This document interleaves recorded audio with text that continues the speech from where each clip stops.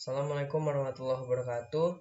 Perkenalkan, nama saya Dimas Dwi Prasetyo dari kelas 4A dengan NIM 4444220040. Pada kesempatan kali ini, saya akan menjelaskan mengenai penentuan kadar abu dan mineral metode gravimetri. Sebenarnya, apa itu gravimetri? Yang pertama-tama sebelum ke gravimetri, saya akan menjelaskan mengenai pengertian dan manfaat dari analisis kadar abu dan mineral. Nah, di sini ada pengertian kadar abu adalah komponen yang berisi unsur mineral yang tertinggal setelah bahan dibakar hingga bebas dari karbon. Sudarmaji 2006. Maksudnya dari kadar abu itu jadi begini. Sebagian besar bahan pangan ini kan terdiri dari sekitar 96% bahan organik dan juga air. Sedangkan sisanya itu terdiri dari unsur-unsur mineral bahan pangan. Nah, kemudian nanti saat proses pengabuan atau kadar abu itu bahan-bahan organik ini itu akan hilang dan meninggalkan sebuah mineral yang biasa juga disebut dengan abu yang ditandai dengan warna putih. Kemudian ada tujuan. Dijelaskan dalam Pina et al. 2015 ada 3 tujuan. Yang pertama itu bisa untuk menentukan baik tidaknya suatu pengolahan. Yang kedua itu bisa mengetahui jenis bahan yang digunakan. Dan yang ketiga bisa menjadi penentuan parameter nilai gizi pada bahan makanan. Nah, jadi kalau bisa saya jelaskan secara singkat ya. Di sini ada misal sampel yang pengen diuji kadar abunya itu adalah biskuit. Nah, sini biskuit akan masuk ke alat yang bernama tanur dan nanti bahan organiknya akan hilang dan menyisakan abu atau mineral yang seperti pada gambar ini. Kita lanjut. Penentuan kadar abu dan mineral metode gravimetri. Nah, metode gravimetri ini adalah suatu metode kuantitatif, analisis kuantitatif berdasarkan pada pengukuran bobot suatu unsur atau senyawa tertentu dengan menimbang langsung massa zat tersebut yang telah dipisahkan dari zat lainnya. Nah, pada metode gravimetri ini dibagi menjadi dua, yakni adalah gravimetri pengendapan dan juga gravimetri penguapan. Di sini saya akan menjelaskan mengenai gravimetri pengendapan terlebih dahulu. Gravimetri pengendapan adalah gravimetri yang tidak memerlukan sebuah alat bernama tanur, di mana prosedurnya yang dilakukan itu adalah sampel ditimbang dan dilarutkan sampai terbentuk endapan, kemudian disaring dengan kertas saring. Kemudian endapan yang sudah ada di kertas saringnya itu dicuci lagi menggunakan elektrolit agar zat-zat pengotor hilang atau larut bersama cairannya. Jadinya nanti hanya tersisa memang mineral murni yang ada di kertas saring gitu udah. Setelah itu akan dikeringkan menggunakan oven bersuhu 100 hingga 130 derajat hingga hanya tersisa mineralnya saja dan kemudian ditimbang. Karena tadi ada proses pencucian ya menggunakan cairan elektrolit, makanya coba di oven lagi agar menguap dan menyisakan hanya mineralnya saja. Itu untuk gravimetri pengendapan. Kemudian untuk gravimetri penguapan ini ada prinsip, yakni prinsip dari gravimetri penguapan ini mendestruksi sampel pada suhu tinggi di dalam furnace tanpa terjadi nyala api sampai membentuk abu yang berwarna putih, keabuan dan tercapainya bobot konstan. Pangestuti et al. 2021. Kemudian ada juga penjelasan mengenai tanur. Nah, sebenarnya tanur ini adalah alat yang digunakan untuk mengabukan suatu bahan. Suhu yang digunakan 550 sampai 600 derajat Celcius. Kalau dilihat dari suhunya ini, alat ini emang sangat panas sekali ya, dan itu ada alasannya karena bahan organik ini akan hilang atau akan hilang dalam bentuk karbon itu di sekitar suhu 550 sampai 600 derajat Celcius. Sedangkan mineral pada suhu tersebut tidak hilang, sehingga penggunaan suhu ini udah tepat gitu untuk pengabuan. Jadi nanti organiknya hilang dan menyisakan mineral abunya. Nah, kemudian ada cara analisis kadar abu dan mineral, metode gravimetri. Yang pertama itu ada siapkan wadah, biasanya porselen yang sudah konstan. Yang pertama, kenapa wadahnya biasanya porselen? Karena wadah porselen ini dia tahan panas pada tanur yang akan kita gunakan, 550 sampai 600 derajat Celcius. Makanya memang biasanya pada analisis kadar abu, porselen lah yang dijadikan wadah.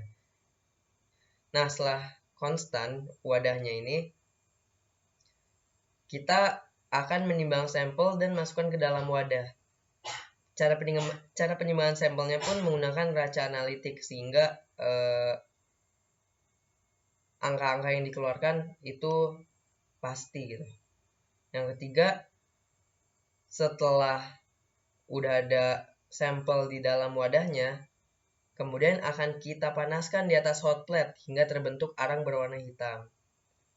Setelah terbentuk arang, langkah keempatnya itu kita akan memasukkannya ke dalam tanur dengan suhu 550 sampai 600 derajat Celcius selama 5 jam. Dengan alasan yang sama, karena nanti kita akan menghilangkan bahan organiknya dan menyisakan mineral. Nah, untuk langkah kelimanya, setelah pengabuan, wadah didinginkan dalam desikator selama 30 menit dan kemudian ditimbang.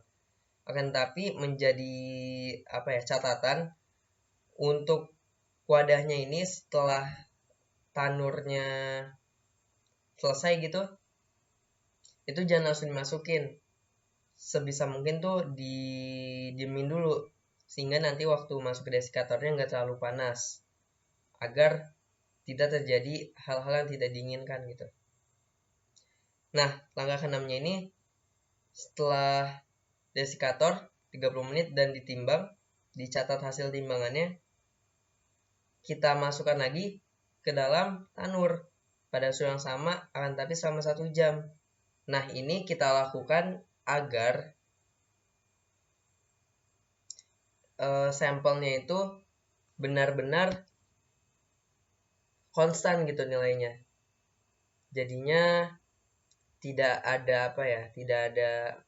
masih ada kadar organiknya. Jadinya kita masukkan lagi agar memang hasil yang nantinya akan didapat itu benar-benar konstan. Nah, kemudian langkah 7 sama seperti nomor 5, kita masukkan ke desikator selama 30 menit dan kemudian ditimbang kembali. Analisis ini dilakukan secara duplo agar hasil makin minim dari kesalahan. Nah, di sini ada catatan, proses pengabuan diulang sampai diperoleh bobot konstan selisih penimbangan terakhir dan penimbangan sebelumnya maksimum 1,5 mg. Nah, kemudian nanti setelah didapat hasil-hasilnya akan dihitung menggunakan rumus kadar abu W1 kurang W2 per W dikali 100%. Nah, di sini saya akan menampilkan sebuah video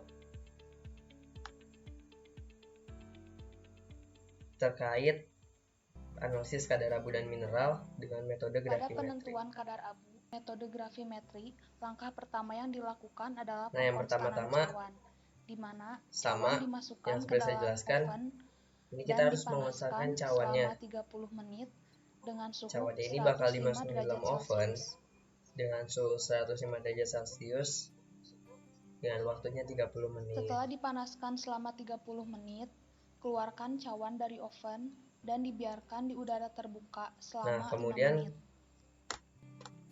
Setelah ovennya itu sudah selesai, cawan ke dalam eksikator, kita akan memasukkannya ke dalam diamkan selama 5 menit. Desikator agar tidak ada uap-uap air yang masih menempel, sehingga memang nanti hasil yang didapatkan dari pengonstanan wadah atau cawan ini memang benar-benar berat asli dari cawan itu. Keluarkan cawan yang telah dingin, lalu timbang cawan tersebut dan catat hasilnya. Kemudian kita akan menimbang sampel menggunakan raca analitik.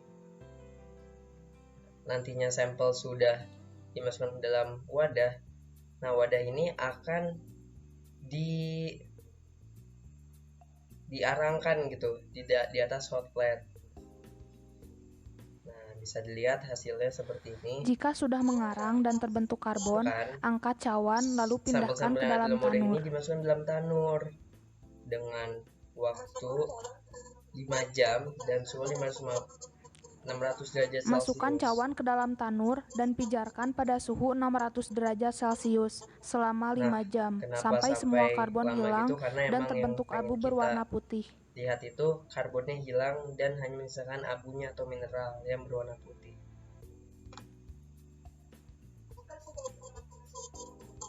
Nah, kemudian setelah jika sudah diabukan selama 5 jam, keluarkan cawan dari dalam tanur dan dibiarkan di udara terbuka selama 5 menit. Didiamkan dulu gitu di udara luar agar tidak terlalu panas saat dimasukkan desikator.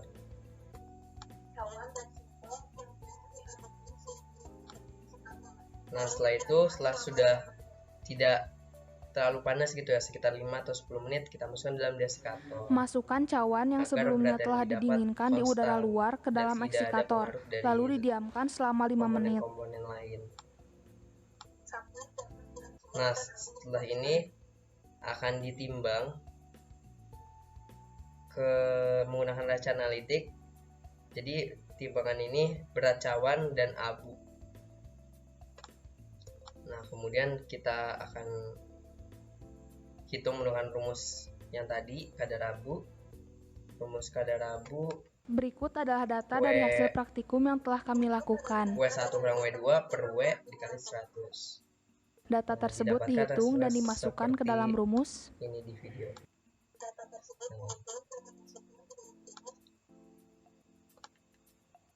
Kemudian di sini saya akan menjelaskan mengenai faktor kesalahan analisis kadar abu dan mineral metode gravimetri.